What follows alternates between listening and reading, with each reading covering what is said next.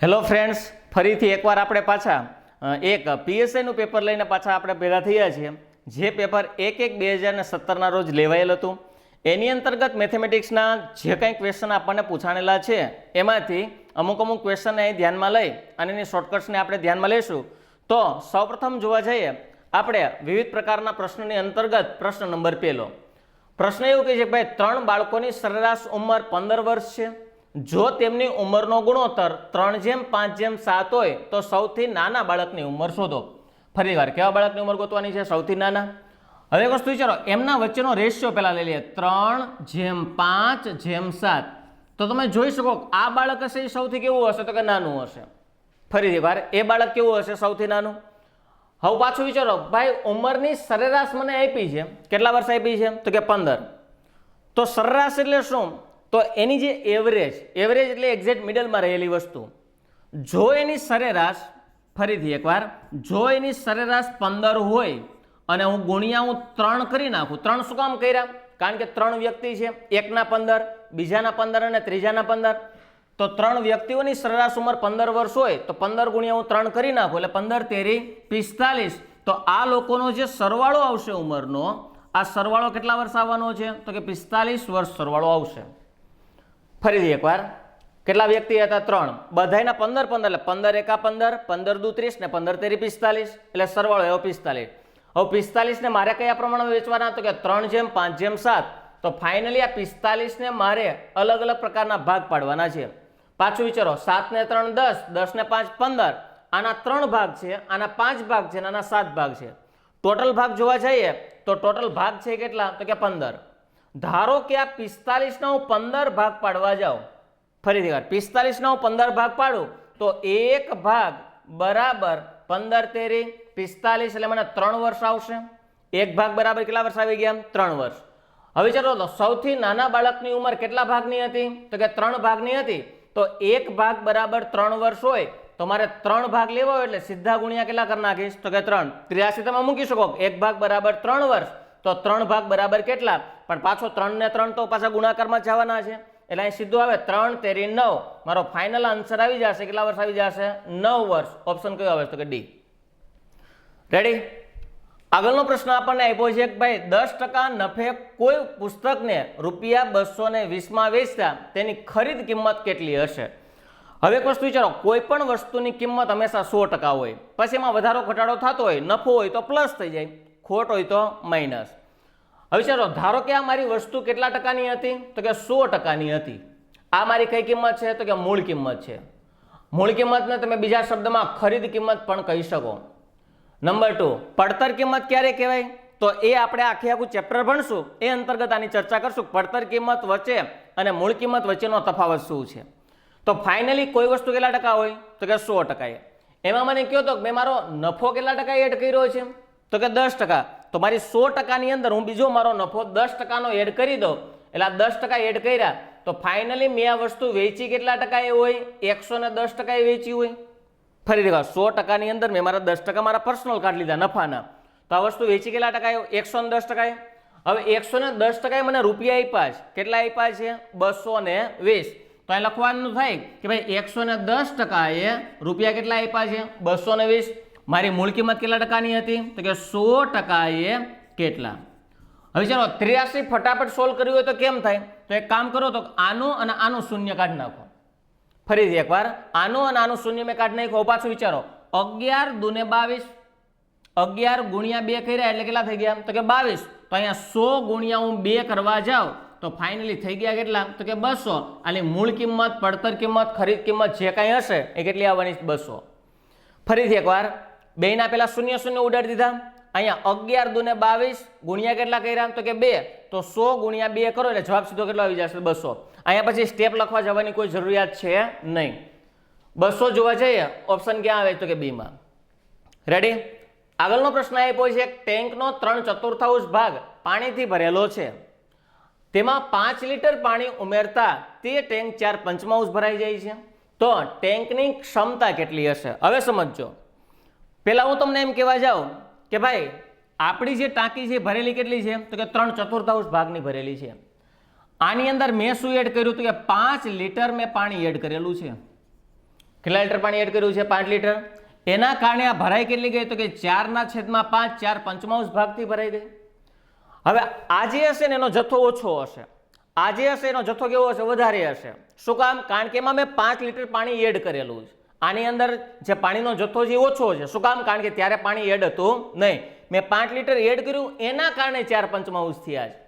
તો ફાઇનલી એક કામ કરો તો આનો નાનો તફાવત આવશે. કેટલા લીટરનો આવશે? 5 લીટરનો. પેલા આટલું પાણી હતું, એમાં મેં 5 લીટર એડ કર્યું તો પાણી આટલું થઈ ગયું. તો આનો અને આનો જે ડિફરન્સ છે એ કેટલા લીટરનો છે? તો કે 5.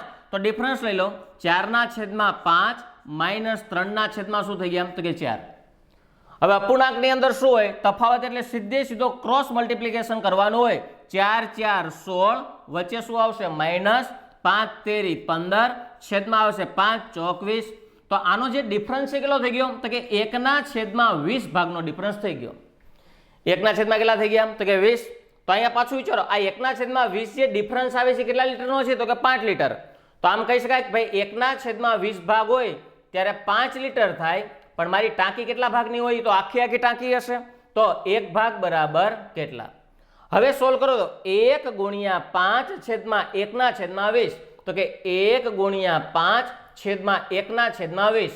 હવે પાછું વિચારો, છેદનો છેદ ક્યાં જાય? અંશમાં. તો ફાઇનલી 1 ગુણ્યા 5 તો હતા જ તે, અને ગુણ્યા કેટલા થઈ જશે? તો કે 20. એટલે ફાઇનલ જવાબ આવશે 20 5 100. આપણી ટાંકી હશે કેટલા લીટરની હશે? તો કે 100 લીટર. આ મેં દાખલો તમને પેટર્નથી ગણાવ્યો. હવે એની શોર્ટકટ સાંભળો. પેલા ટાંકી હતી કેટલી હતી? તો કે 3/4 ભાગથી ભરેલી હતી. એની અંદર મેં 5 લીટર પાણી શું કર્યું? એડ. આના કારણે કેટલી ભરાઈ ગઈ? તો કે 4/5 ભાગથી ભરાઈ ગઈ. હવે તમને ખબર જ છે કે ભાઈ અપૂર્ણાંક છે, ફરીથી વાર અપૂર્ણાંક છે, આ અપૂર્ણાંકને હું ટકાવારીમાં ફેરવી નાખું. જો મારે ટકાવારીમાં ફેરવવું હોય તો ગુણ્યા કેટલા કરી નાખવાના? તો કે 100. ગુણ્યા કેટલા કરી નાખવાના? તો કે 100. અહીંયા તમને યાદ હોવું જોઈએ કે અમે 5 લીટર પાણી એડ કર્યું એના કારણે આ મને જવાબ મળેલો છે. હવે ચાલો તો ધારો કે અહીંયા છેદુડાળો જાય એટલે 25 ચોક 100 અને 25 તેરી તો કે 75. પેલા મારી ટાંકી 75% ભરાયેલી હતી. પેલા ટાંકી કેટલી ભરાયેલી હતી? 75%. આ વિચારો, 20 5 100 અને 20 ચોક કેટલા થઈ ગયા? તો કે 80. હવે મારી કેટલા ટકા ટાંકી ભરાયેલી છે? તો કે 80% આપણી ટાંકી ભરાયેલી છે. ફરીથી વાર, પહેલા કેટલા ટકા ભરાયેલી હતી? તો કે 75. હવે કેટલા ટકા ભરાણી? તો કે 80. તો ફાઇનલી મારી ટાંકીમાં જે પાણી છે એમાં કેટલા ટકાનો વધારો થયો? તો 75 માંથી 80 થયા, એટલે કે વધ્યા કેટલા ટકા? તો કે 5%. ફરીથી વાર, કેટલા ટકા વધ્યા? 5. તો આ 5% જે વધે છે એ કોના કારણે વધે છે? 5 લીટરના કારણે. કારણ કે 5 લીટર નાખ્યું એટલે 5% થયા. તો 5% બરાબર 5 લીટર. અને હંમેશા ટાંકી કેટલા ટકાની હોય? ગમે એ કિંમત તો 100%ની જ હોય. તો ફાઇનલી 100% એ કેટલા?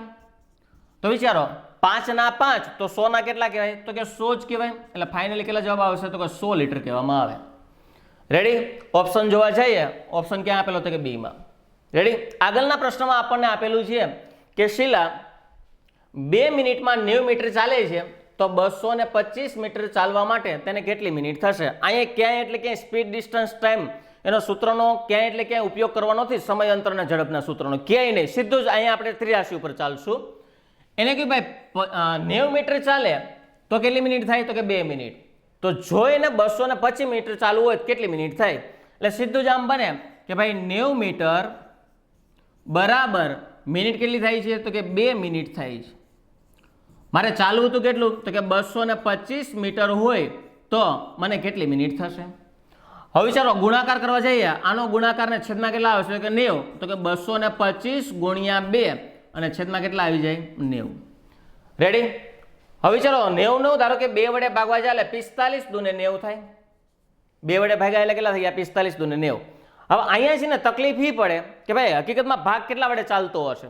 તો તમે એક વસ્તુ વિચારો, અહીંયા 4 છે. ફરીથી એકવાર 45 છે, એમાં ઘડીક તમે 4 લઈ લો, અથવા 45 ના તમે 40 લઈ લો. 40 દાણ 400 થાય કે ન થાય? તો આ થશે. તો આ 400 આને મેં એવરેજ લીધી છે. મેં એક એવી રકમ લીધી જેની નિયર અબાઉટ હોય. તો આ 45 છે એની જગ્યાએ મેં કેટલા ધારી લીધા? તો કે 40. આ 225 છે એની જગ્યાએ મેં 200 ધાર્યા. જો છેદ ફટાફટ કેમ ઉડાડવા, તમને અનુમાન કેવી રીતે લાગે આવી રીતે છેદ ઉડે? એટલે 40 છે ને અહીંયા 225 છે અને મેં 200 લઈ લીધા. તો 40 ગુણ્યા 10 કરો એટલે 400 થાય. તો ઓબ્વિયસલી 400 તો 200 ના ડબલ કહેવાય. તો મેં અહીંયા 10 વડે ગુણ્યા, તેનો મતલબ એવો થાય કે ક્યાંક એને રિલેશન 5 આરે હશે. તો અહીંયા મારા છેદ ઉડવાના છે કેટલા વડે ઉડવાના છે? 5 વડે. ક્લિયર છે? ચેક કરી લ્યો. 5 5 25 નો 5 વધી એવી 2, 5 ચોક 20 ને 2 22, એટલે 225 વાર મારે ભાગવા હોય તો મારે 45 વડે જ્યારે છેદ ચલાવશો એટલે જવાબ કેટલો આવશે? તો કે 5. એનો મતલબ એવો થાય કે એને મિનિટ કેટલી થવાની છે? તો કે 5 મિનિટ થવાની છે. ઓપ્શન કયો આવશે? તો કે સી. રેડી? આગળના પ્રશ્નની વાત કરવા જઈએ તો આપણને આપ્યું છે 11 ખુરશીઓની કિંમત 3 ટેબલની ખરીદ કિંમત જેટલી છે. એક ખુરશી અને એક ટેબલની ખરીદ કિંમત ધારો કે 140 રૂપિયા છે, તો ખુરશીની ખરીદ કિંમત કેટલી હશે? હવે આ પ્રશ્ન છે ને લિટરલી સમીકરણ અને બીજગણિતનો છે, પણ આપણે ક્યાંય એટલે ક્યાંય તમને એવું ફીલ નહીં થવા દઈએ કે ભાઈ સમીકરણ XY વાળું પદ ક્યાંય નહીં આવે. સાંભળો શાંતિથી કે ભાઈ 11 ખુરશીઓની કિંમત 3 ટેબલ જેટલી છે. મતલબ શું છે કે ધારો કે હું 11 ચેર લેવા જાઉં, અહીંયા 11 ધારો કે હું ખુરશી લેવા જાઉં તો એની જે ખરીદ કિંમત છે એ 3 ટેબલ જેટલી છે. એટલે લખ નાખો ભાઈ 3 ટેબલ જેટલી છે. તો તમે 3 ટેબલ લ્યો તો પણ એટલો ખર્ચો થવાનો છે, તમે 11 ખુરશી લ્યો તો પણ તમને એટલો જ ખર્ચો થવાનો છે. એટલે બેયની કિંમત કેવી છે? સમાન છે. તો હું શું કહી શકું? ભાઈ 11 ખુરશીની જગ્યાએ હું 3 ટેબલ મૂકી શકું અને 3 ટેબલની જગ્યાએ હું શું મૂકી શકું? 11 ખુરશી. આ એક ખાસ ધ્યાન દેજો. આગળ શું કીધું? ભાઈ એક ખુરશી અને એક ટેબલની કિંમત, એટલે કે એક ખુરશી અને આવે એટલે બે ભેગું છે, પ્લસ એક ટેબલની કુલ કિંમત મને આપી દીધી છે. કેટલા રૂપિયા આપી છે? 140. એક ખુરશી અને એક ટેબલની કિંમત કેટલી આપી? 140. હવે એને શું કીધું છે? તો ખુરશીની ખરીદ કિંમત શોધો. કોની ખરીદ કિંમત ફાઇન્ડ કરવાની છે? ખુરશીની.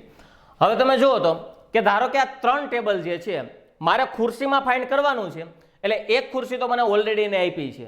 ફરીથી વાર એક ખુરશી આપણને આપેલી છે, તો આ ટેબલને મારે ખુરશીમાં કન્વર્ટ કરવું છે. શું કામ? કારણ કે મારે ખુરશીની આપણને ફાઇન્ડ કરવાની ટેબલને કીધી હોત તો હું ખુરશીને ટેબલમાં કન્વર્ટ કરે તો શું થાય? વિચારો, 3 ટેબલ બરાબર કેટલી ખુરશી થાય? 11. તો એક કામ કરીએ તો આને હું 3 વડે ગુણી નાખું. શું કામ 3 વડે? કારણ કે 3 ટેબલ છે, તો પછી તમારું 3 ટેબલ આવશે તો એમાં તમે ઓટોમેટિકલી 11 તમે એની અંદર ખુરશી મૂકી શકશો, સમીકરણ બેને સમાન કરવા માટે.